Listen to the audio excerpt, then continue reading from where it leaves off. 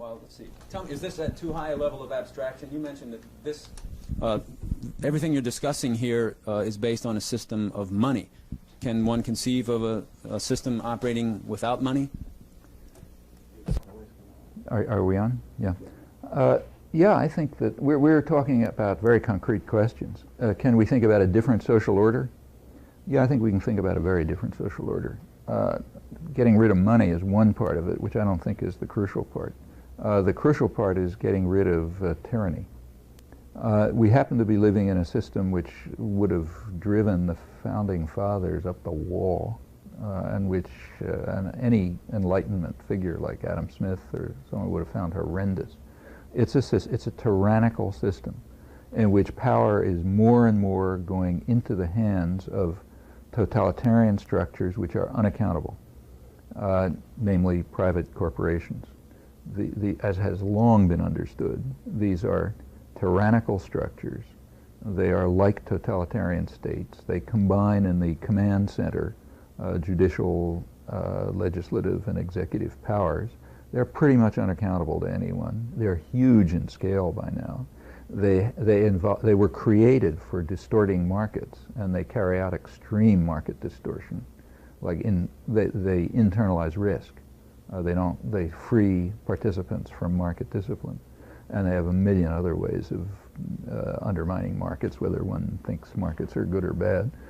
In any event, these are tyrannical systems which have no right to exist any more than other tyrannical systems, and they have an extraordinary effect over life. I mean, they are the media. When we talk about the media reflecting their interests, that's like saying I reflect my interests. Yes, of course they do. It's not just the media; it's the entertainment industry and advertising and so on. This is all a reflection of a network of private tyrannies. They have an overwhelming effect on government. They don't like government because government has a defect. It's partially influenceable by the public, whereas GE is not influenceable at all. So they've been trying to create for 50 years. They've been trying to create a mood of anti-politics. Hate the government. True, we have the government pretty much by the throat, but it's not totally. Those guys out there can still influence it. So let's get them to hate the government, in particular to hate the federal government. State governments aren't so bad. They're small enough so we can really run them totally. Federal government is fairly large, and you can't kick them around too much. That's the point behind the devolution, getting things down to the state level. Under some circumstances, it might be democratic. Under these circumstances, it's anti-democratic. You move things down to the state level, and even middle-sized businesses can tell them what to do.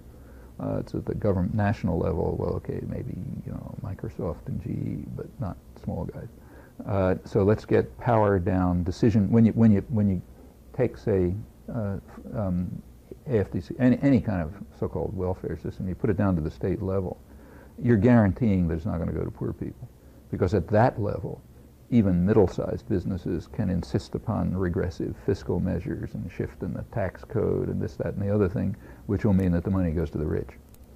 At the federal level, it's harder. You're pushing around the bigger things. So the idea is reduce the federal government, except for the parts that work for us, and those increase, like the Pentagon, say. So increase that one, because that works for us.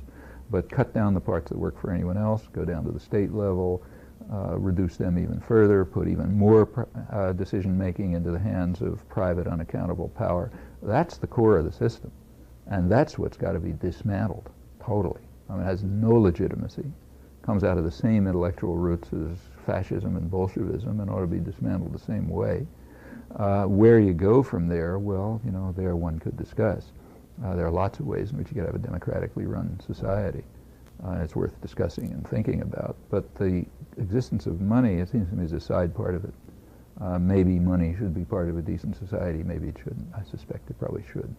Some form of means of exchange. But it's kind of like a technical question on the side. The real question is tyranny.